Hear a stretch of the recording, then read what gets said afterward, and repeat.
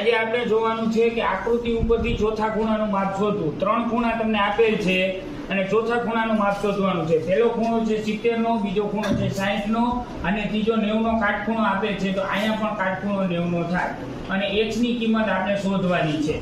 તો જોઈએ કે ચતુષ્કોણ આપેલ છે. ચતુષ્કોણના ચાર ખૂણાના માપનો સરવાળો 360 છે. તો બધા ખૂણાનો સરવાળો કરી તો 70 + 60 + 90 + x બરાબર 360. તો આ બધાનો સરવાળો કરવામાં આવે તો જવાબ મળશે 220 + x બરાબર 360. તો x બરાબર 360, 220 થોડી બાજુ જાય તો ઓછા થાય તો ઓછા 220. તો x બરાબર જવાબ મળશે 140.